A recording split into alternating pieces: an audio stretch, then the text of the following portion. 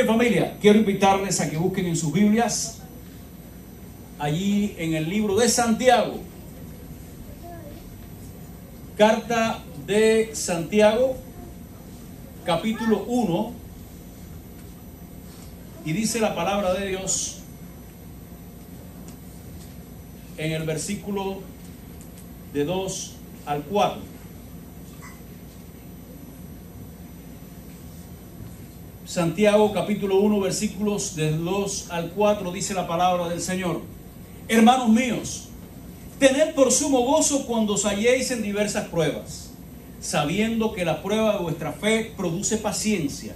Mas tenga la paciencia su obra completa, para que seáis perfectos y cabales, sin que os falte cosa alguna.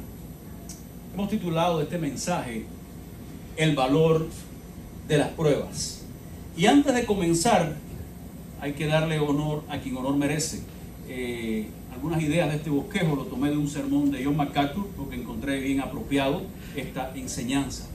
El valor de las pruebas. Hermanos, hay una realidad.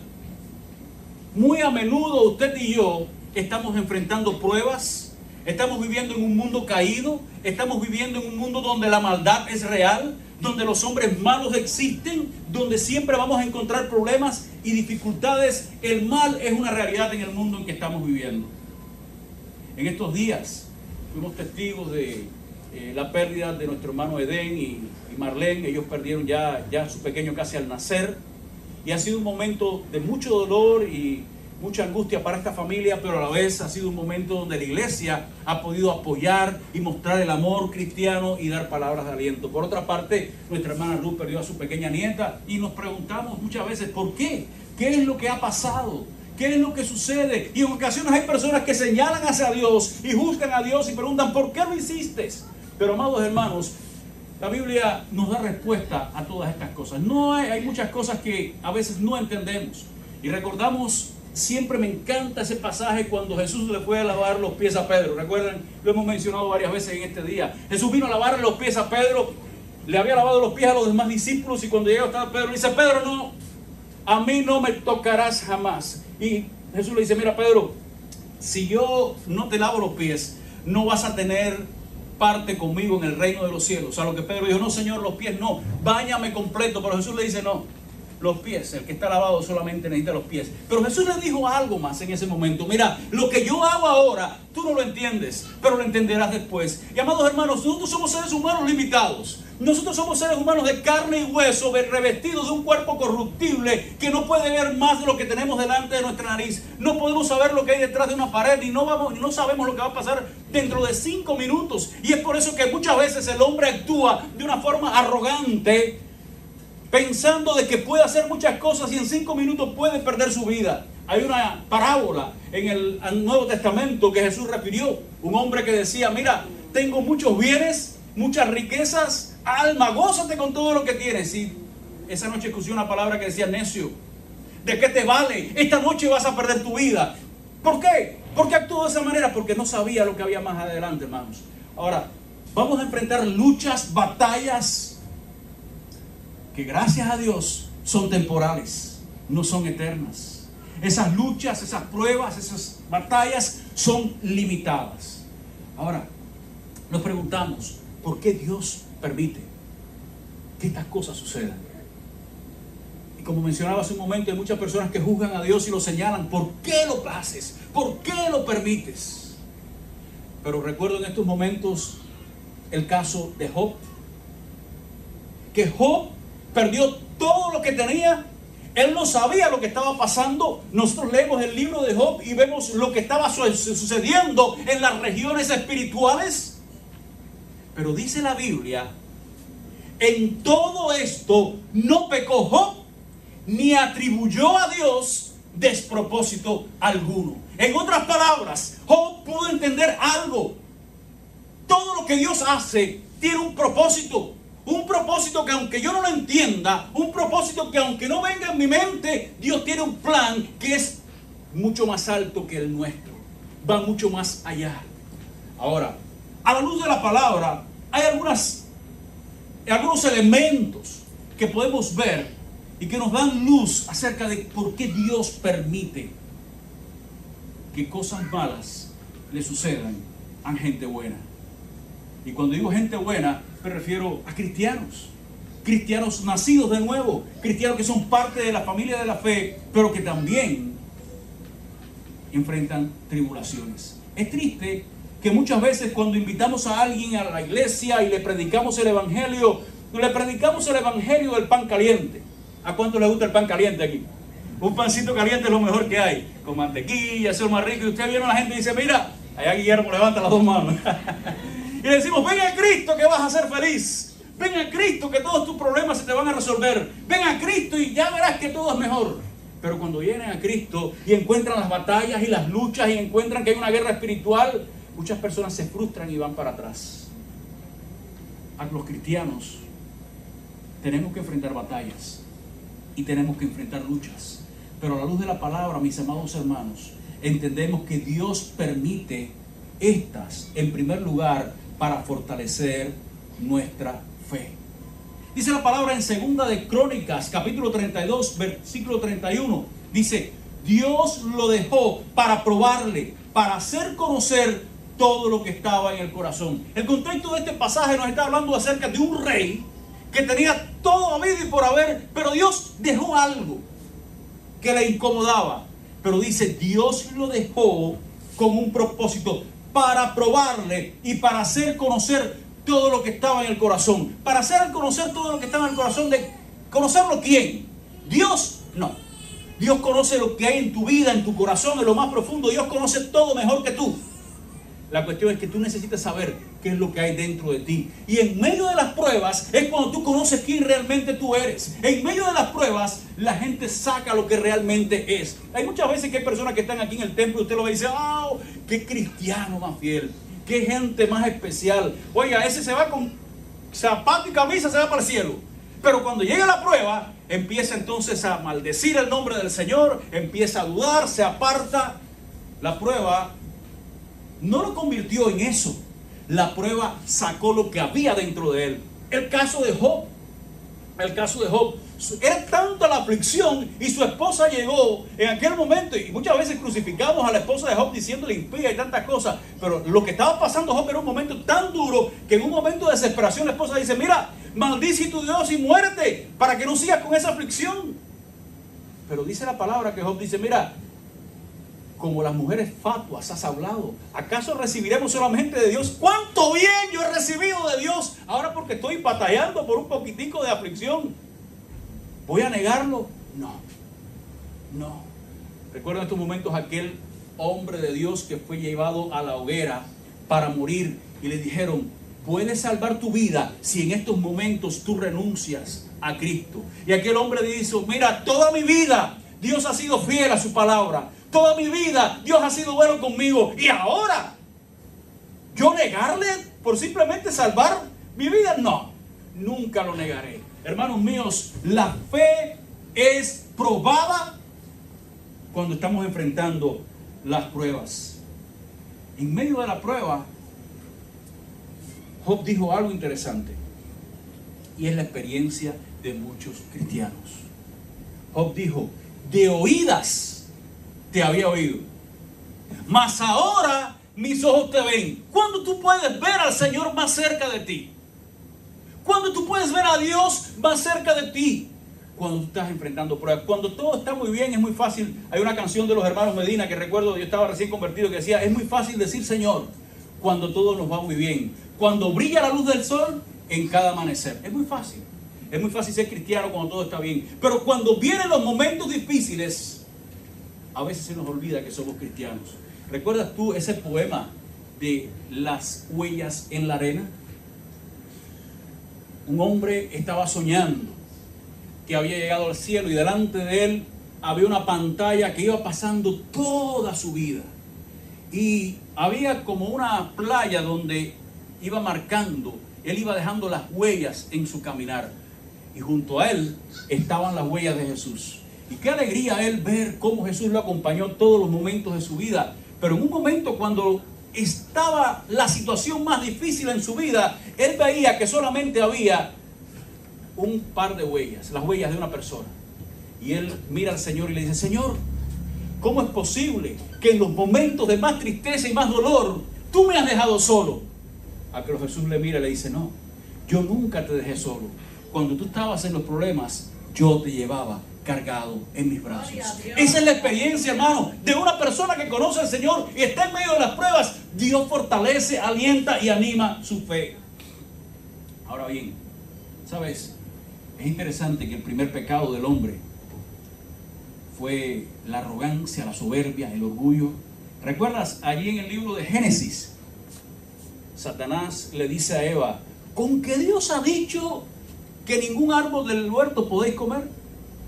Ella le dijo: no, sí podemos comer de cualquiera, excepto el que está en el centro del huerto, el árbol del bien y el mal, no lo comeremos ni lo tocaremos. Y la mujer introdujo algo ahí, una mentirita. Pero el diablo le dijo: no, Dios es un mentiroso, Dios te está engañando. Dios sabe que cuando tú comas este árbol, tú vas a ser igual que Él, conociendo el bien y el mal, vas a ser igual que Dios. ¿Y sabes lo que pasó? Que en ese momento se dio una chispita de: yo voy a ser igual que Dios. y voy a ser igual que Dios. Y yo me imagino que Eva se puso a caminar y voy a ser igual que Dios. Y mira la oportunidad que tengo delante. Y empezó a acariciar el pecado, hasta que dijo: voy a ser igual que Dios. Y tomó de aquella fruta y le dio a su esposo. El pecado de la arrogancia y el pecado del orgullo. Pero ¿sabes qué? En medio de las pruebas, Dios nos hace más humildes. Dios permite las pruebas para hacerte más humilde. Ahora tú me vas a decir: no, pastor, pero yo no tengo necesidad de pruebas, ¿por qué yo soy tan humilde? Cuando tú digas eso, ya estás enseñando tu arrogancia. Hermanos, aquí no hay nadie, absolutamente nadie, inmune al orgullo, al pecado de la soberbia y de la arrogancia. Nadie.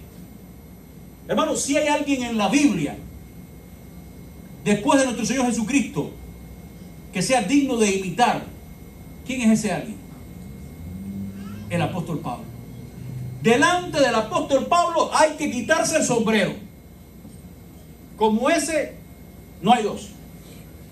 Y dice la palabra, cuando escribió a los Corintios, Pablo le está defendiendo su ministerio y está hablando de las experiencias que él vivió. Y él dice: mira, y no refiriéndose en primera persona, en tercera persona, dice: a una persona, a un hombre en la carne o en el espíritu, no sé, le fue dado vivir experiencias bien fuertes de contar.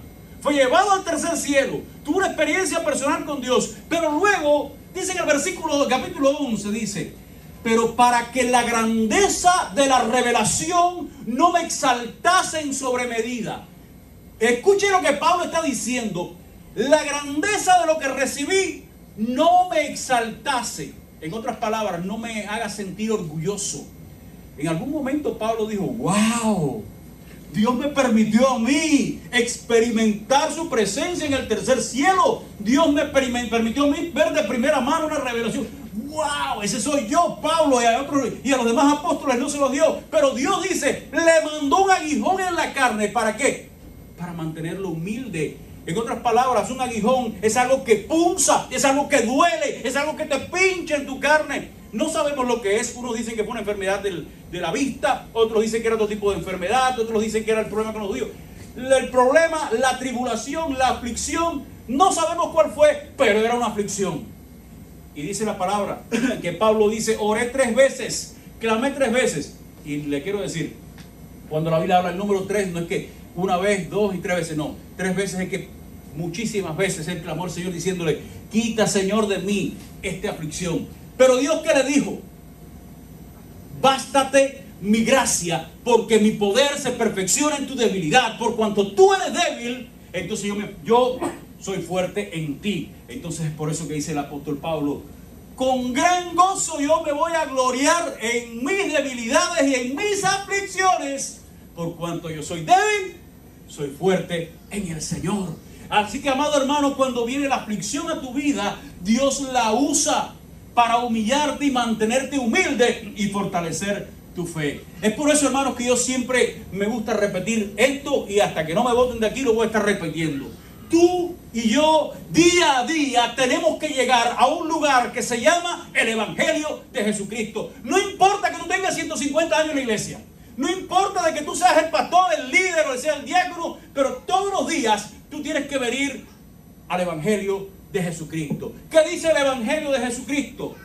Todos nosotros somos pecadores. Estamos condenados y destinados al infierno de fuego. Es lo único que tenemos. Pero, y gloria a Dios por los peros de Dios, pero Dios en su gran misericordia nos miró, pensó en ti y en mí y envió a Jesucristo, su Hijo unigénito, quien se hizo hombre, nació y fue acostado allí en el lugar más sucio y maloliente del mundo, un establo.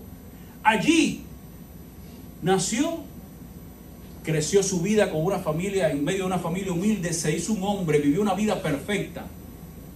Y en la edad madura, dice la palabra, que Él fue llevado a una cruz en la cual Él dio su vida, fue sepultado y al tercer día resucitó y ascendió al cielo, está en la presencia de Dios. Y dice la palabra ahora, que si tú, que mereces el infierno, que mereces la condenación eterna, pones tu confianza en Jesucristo como tu único Señor y Salvador, entonces Dios te perdona y ese sacrificio que hizo Cristo ocupa el lugar que tú merecías por ser un pecador. Ahora, la pregunta es, cuando tú entiendes esta realidad, ¿en qué lugar te deja a ti? ¿En qué lugar me deja a mí? ¿Puedo decir ahora que yo soy mejor que Ruth o que Ruth es mejor que Sergio? No. Todos somos iguales, hermano. Pecadores que estábamos condenados, pero hemos sido salvos por una cosa que se llama, aleluya, la gracia salvífica de Jesucristo. A Él sea la gloria. Tú y yo no merecemos nada, solamente el infierno. Pero Dios en su gracia nos ha salvado. Y en este momento, ¿qué lugar? Cuando te encuentras allí, ¿tú crees que hay lugar para ti para decir, yo soy el pastor? Hay que rendirme pleitesía. No, hermano. No. Eso me lleva a recordar que cada día soy nada delante de Dios. Y solo su gracia es la que nos ha traído a este lugar. Y cuando tú digas, vean la aflicción, tal vez es que Dios te está diciendo, mira, te estoy mandando este aguijón para que tú te acuerdes que tú dependes de mí y no de ti mismo. Dios, hermanos míos, nos manda la aflicción para que tú quites tu esperanza. ¿Tú sabes de qué? De las cosas de este mundo. Estamos tan arraigados a las cosas de este mundo, tan atados a las cosas materiales. Ahora viene a mi mente una historia real que sucedió aquí en Estados Unidos hace muchos años. Un misionero que había servido durante casi toda su vida, este matrimonio, de misionero en un país, no sé qué país era, pero habían estado sirviendo mucho tiempo. Y cuando ellos llegaron, hubo una falta de coordinación con la agencia misionera y no había nadie recibiéndolo. Ahora, usted se imagina que usted venga después de haber estado sirviendo muchos años y usted llega en un barco. En aquel tiempo se venía en barco, no eran aviones, y llega en un barco, pero cuando llega, esperando bombo, platillo, fuego artificial, es una comisión de bienvenida, alguien regalándole la Biblia y diciendo bienvenido, buen trabajo, no había nadie. Y aquel pastor, aquel plantador de iglesia, siervo misionero, entró en un estado de depresión. ¡Wow! No había nadie esperándome. Tantos años sirviendo y llego a casa y mi familia no me está esperando. Triste, fue para su casa con su esposa, se encerró en su cuarto, no quería salir, la esposa preocupada. ¿Qué irá a hacer?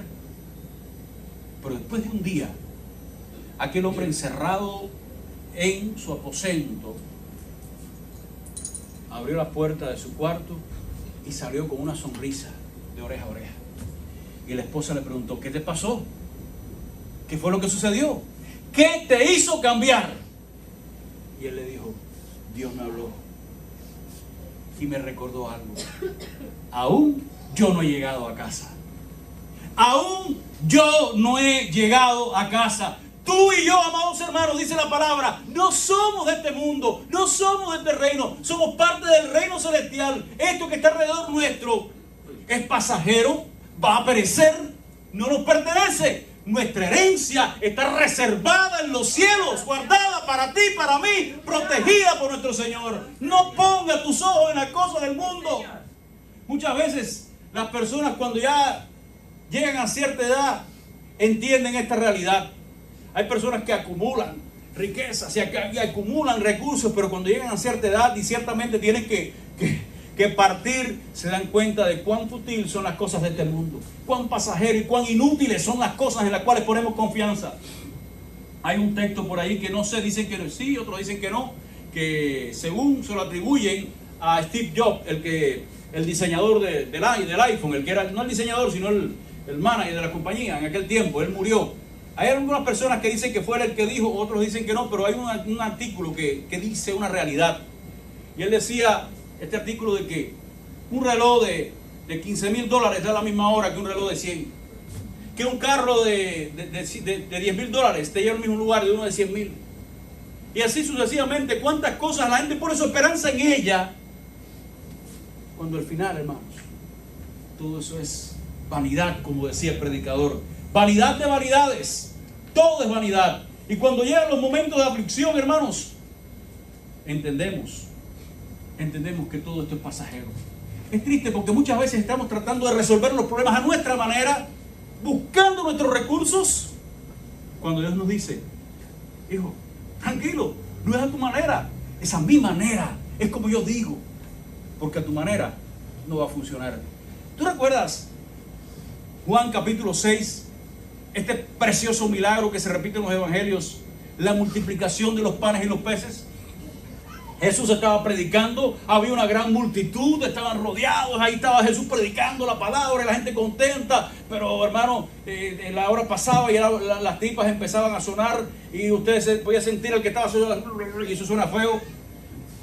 Y le dice Felipe, Señor, ¿por qué no despedimos a la multitud para que vayan a comer algo? Porque realmente no tenemos ni con 300 denarios, ni con el salario de un año de un obrero podemos darle comida a esta gente. Jesús le dice, bueno, resuelve, no, es que no podemos, no tenemos. Pero ¿cuál fue la mentalidad de Felipe? Señor, si tuviéramos dinero, pero no tenemos dinero. Si tuviéramos recursos, pero no tenemos recursos. Pero Jesús le dijo, no, la cuestión no es los recursos humanos. Yo estoy aquí. ¿Qué tienes en la mano? No, un pedacito de pan, el desayuno de un muchachito, un pedacito de un pancito con unos pescaditos ahí. Jesús le dio gracias y multiplicó. Tristemente estamos muchas veces como Felipe, Señor, no podemos hacer nada, porque no tengo, porque no hay, porque se acabó. Hermano, no ponga la mirada en las cosas de este mundo. Mira a Cristo, y la aflicción te ayuda a recordar de que nuestra mirada, nuestra herencia no está aquí, es allá. Eso lo entendió Moisés. Y en Hebreos capítulo 11, versículo 24, dice la palabra algo precioso con respecto a Moisés. Dice la palabra: por la fe Moisés, hecho ya grande, rehusó llamarse hijo de la hija de Faraón, escogiendo antes ser maltratado con el pueblo de Dios que gozar de los deleites temporales del pecado. Moisés entendió que Dios tenía un plan para su vida. En algún momento trató de aplicarlo y mató a un egipcio y fue un desastre. Pero en otro momento él entendió que las cosas de este mundo eran temporales. Y rehusó llamarse hijo de la hija de Faraón para sufrir junto con el pueblo. Ahora la pregunta es, ¿qué va a llevar a una persona rechazar los placeres temporales del pecado? Porque, dicho sea de paso, un placer será muy pecaminoso que sea, ¿no? Pero un placer es placer. Y un placer es algo que es placer, placentero a tu cuerpo. Lo dice la palabra, es bueno, es agradable a tu carne.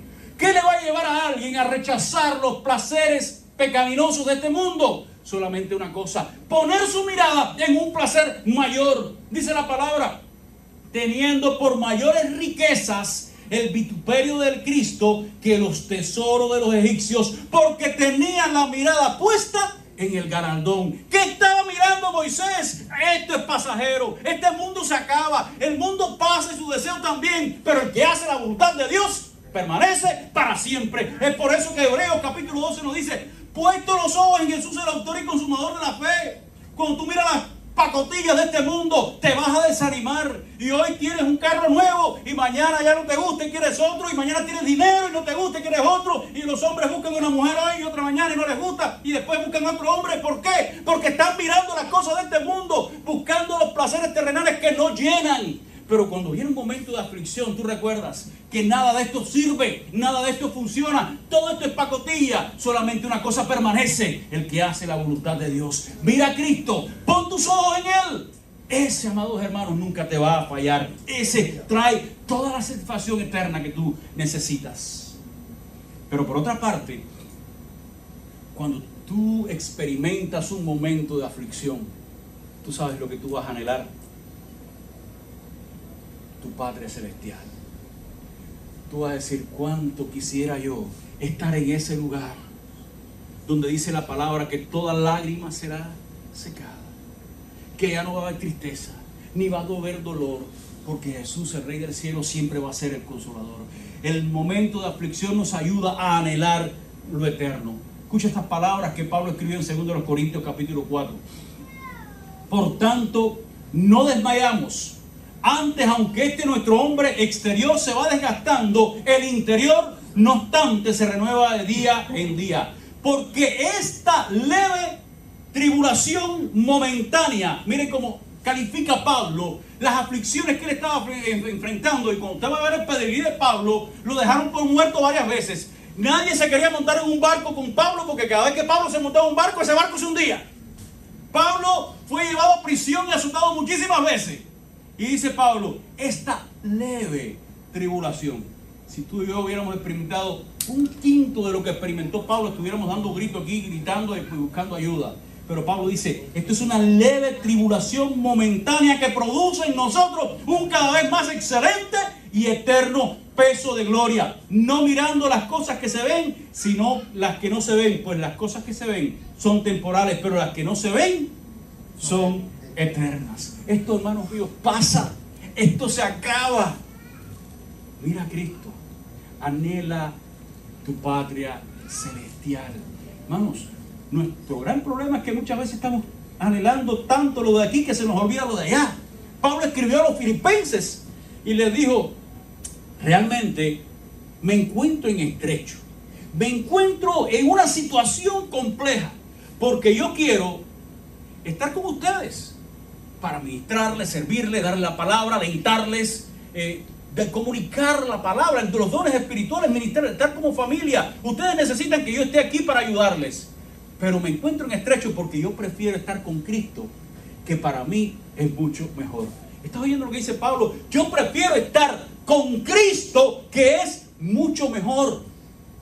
Estoy seguro que Pablo había leído muchas veces el salmista David cuando él decía ahí en el Salmo 16: en tu presencia hay plenitud de gozo, delicias a tu diestra para siempre. Pablo sabía: con Cristo es mucho mejor.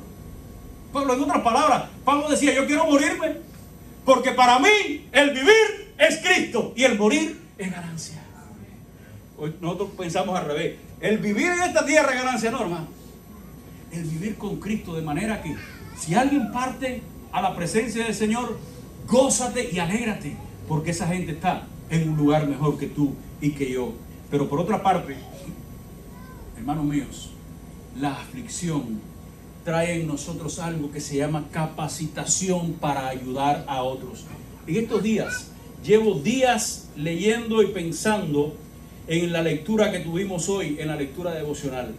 La he pintado varias veces en la computadora, aquí también en la Biblia, porque es una palabra tan preciosa. Y recuerdan lo que yo les decía ahora cuando estábamos predicando sobre Nehemías: cuando usted encuentra una repetición en la Biblia, preste especial atención, porque Dios quiere que usted atienda a eso. Cuando hay una repetición, escuche esta palabra. Pablo, en el capítulo 1, versículo 3 de segunda carta a los Corintios, dice: bendito sea el Dios y Padre de nuestro Señor Jesucristo, Padre de misericordias y Dios de toda ¿qué? Consolación, el cual nos consuela en todas nuestras tribulaciones, para que podamos también nosotros consolar a los que están en cualquier tribulación por medio de la consolación con que nosotros somos consolados por Dios. Porque de la manera en que abundan en nosotros las aflicciones de Cristo, así también en mismo Cristo nuestra consolación. Pero si somos atribulados, es para vuestra consolación y salvación. O si somos consolados, es para vuestra consolación y salvación, la cual se opera en el sufrir las mismas aflicciones que también nosotros padecemos. Nuestra esperanza respecto de vosotros es firme, pues sabemos que así como sois compañeros en las aflicciones, también lo sois en la consolación. ¡Qué preciosa palabra! ¿Tú sabes lo que dice Pablo aquí?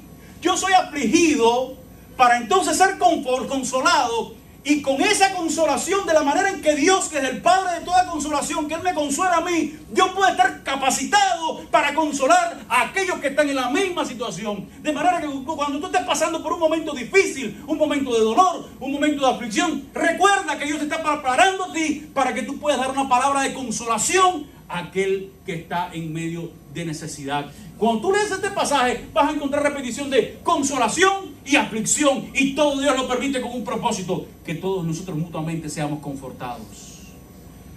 Hace unos años atrás, hace ya unos 25 años atrás, no, un poquito más, estaba yo estudiando en el seminario, y tuve un profesor en el seminario que él fue una semana solamente de clases, era de aquí de Estados Unidos. Este profesor contó una experiencia interesante. Él había perdido en un accidente de tránsito a toda su familia. En un accidente perdió toda su familia, su esposa y sus 3 hijos. Mucho tiempo él estuvo, ya ustedes saben, medio que cuestionando el porqué, involucrado con el Señor, cosas que él no entendía. Pasó tiempo. Volvió a casarse, volvió a tener una familia, pero siempre estaba el dolor en su corazón de las cosas que habían pasado. Muchos años después, nos contó este profesor que él fue a África. Fue a África a entrenar un grupo de pastores. Y cuando llegó allí, estos pastores, misioneros, líderes, venían de ciertas tribus que siempre habían estado en guerra. Muchos de ellos habían perdido toda su familia. Muchos de ellos habían experimentado gran dolor en sus vidas. Y aquel profesor comenzó a enseñar aquellos días, pero era como tirar piedras al cielo. Todo el mundo callado, lo miraban de reojo, no querían escuchar a mí. Es que no fluía, no llegaba. Y aquel hombre tenía tanto que dar, tanto que compartir.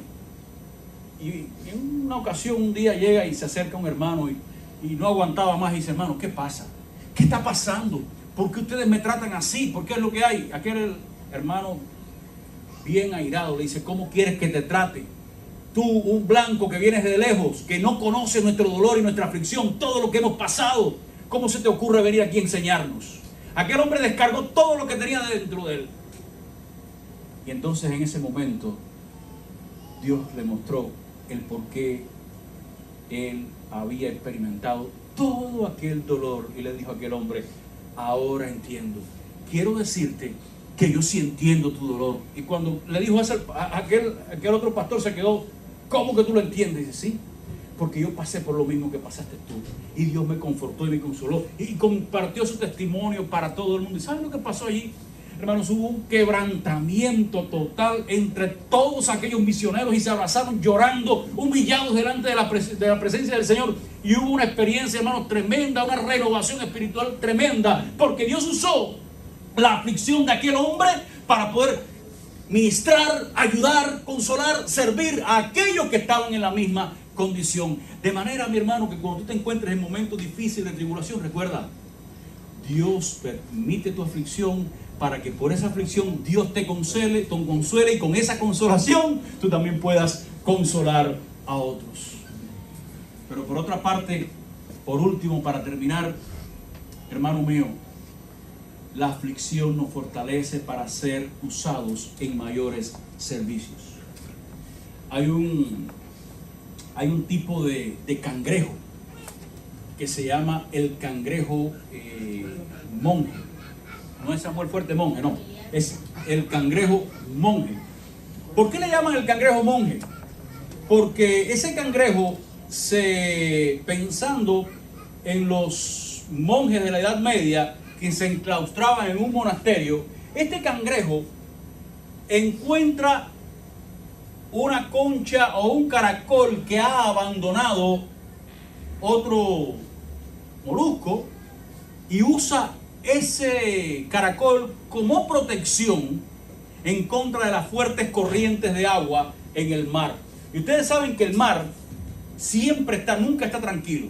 Aun cuando usted lo ve tranquilo por arriba, porque no hay fuertes vientos, por debajo hay corrientes que siempre se están moviendo. Y si usted puede poner una cámara de video debajo, usted va a ver que siempre el agua está moviéndose de un lado al otro y los peces se están moviendo porque siempre hay esa movilidad. Entonces, estos cangrejos, ¿qué es lo que hacen? Encuentran una concha, encuentran un caracol y lo usan como refugio y no salen de ahí para protegerse de todos los embates negativos de su medio ambiente.